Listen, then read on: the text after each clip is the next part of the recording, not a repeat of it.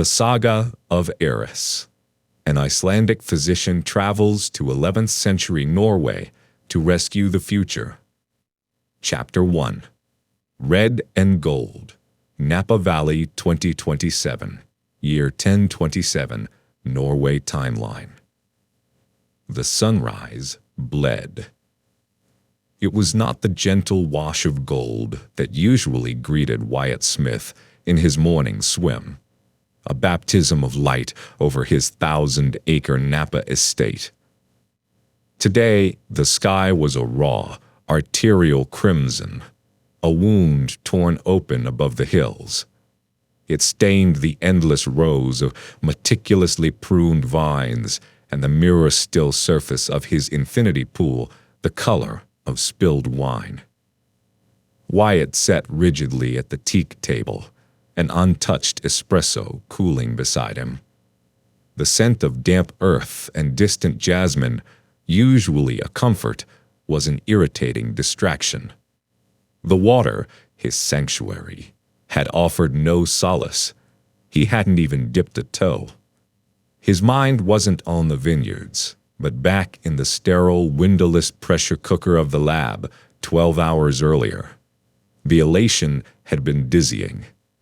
Project Ares, Advanced Rapid Engagement System, was a success.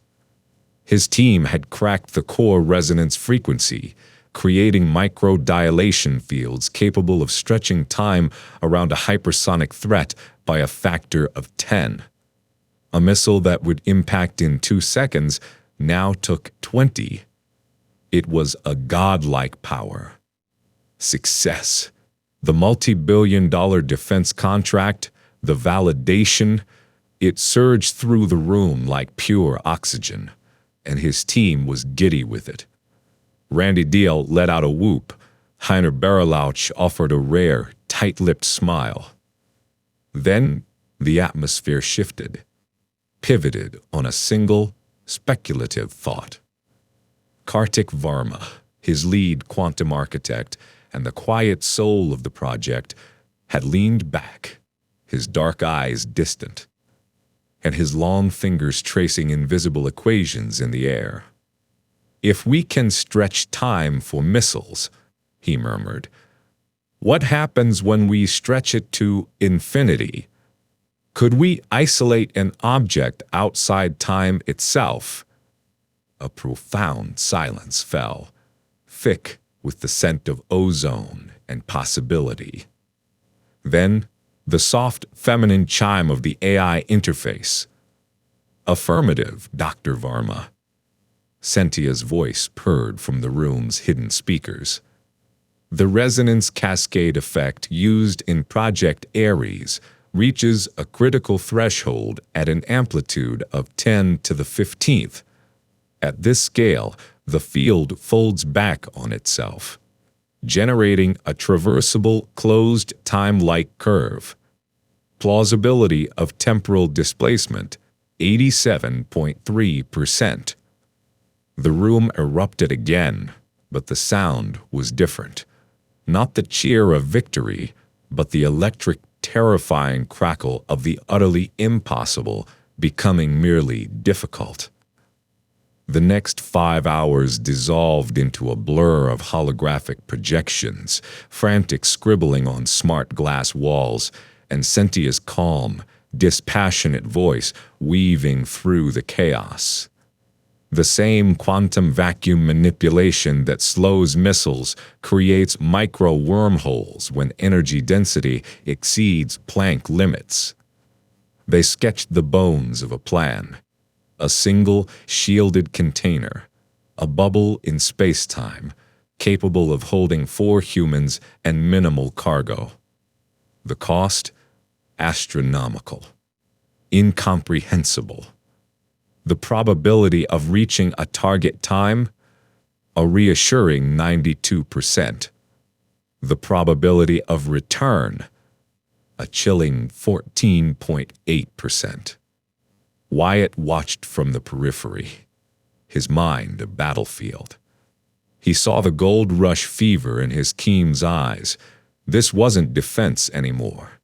The shield they had forged to save the present had, in a heartbeat, become a key to unlock and rewrite the past. The potential was intoxicating, to steer history, to prevent the inevitable cascade of self-destruction before it began, to plant a single perfect seed in fertile ground. But the risks, the paradoxes, would they blink out of existence the moment they succeeded, or fracture reality into a new, unknowable branch? Sentia ran simulations, timelines splintering like shattered glass, unintended consequences dwarfing the original problem. The ethical abyss yawned at their feet, and his team was ready to leap. He saw it fall to him. He was the patron, the one who signed the checks that bent reality. He silenced the room with a raised hand, the weight of his decision pressing on his chest.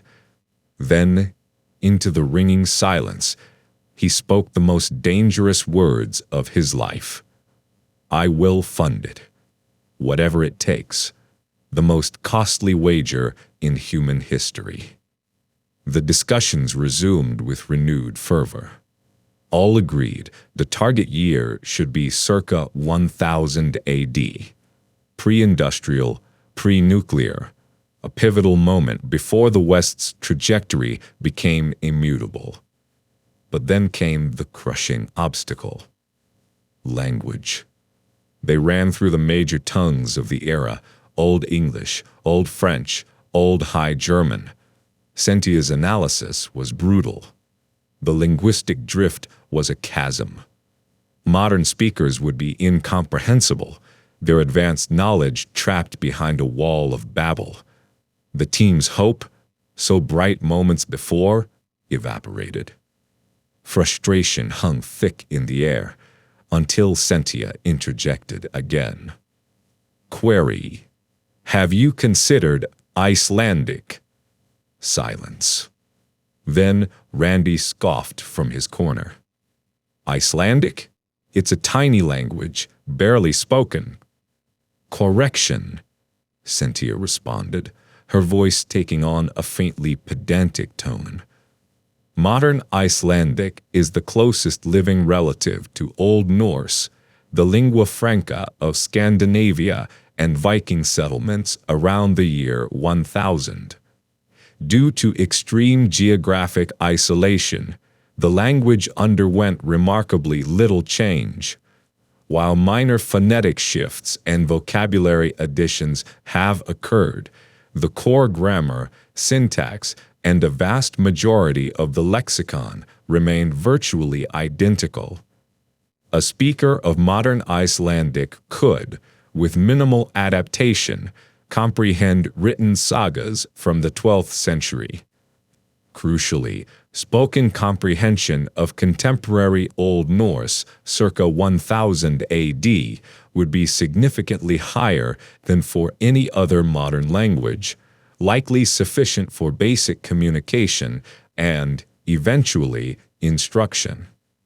Wyatt leaned forward, the fog in his mind lifting. Instruction for who? What's the target demographic?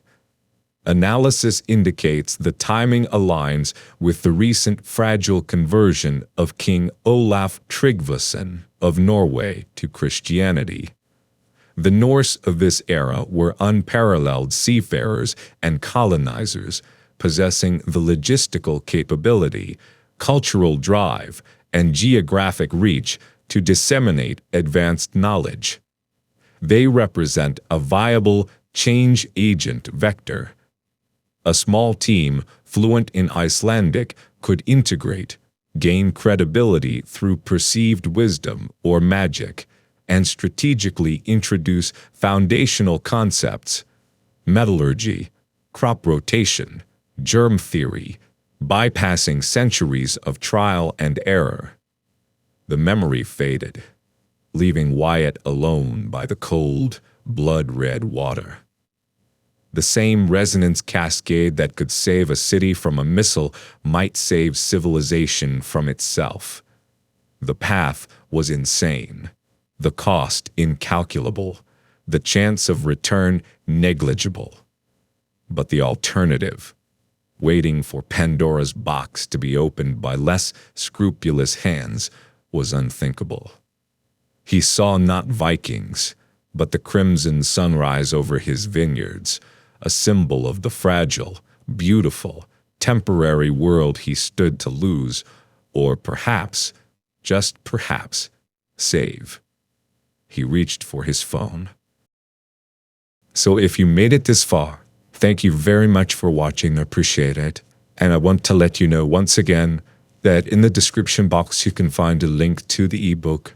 It's free, there's no registration, and you can download it if you wish.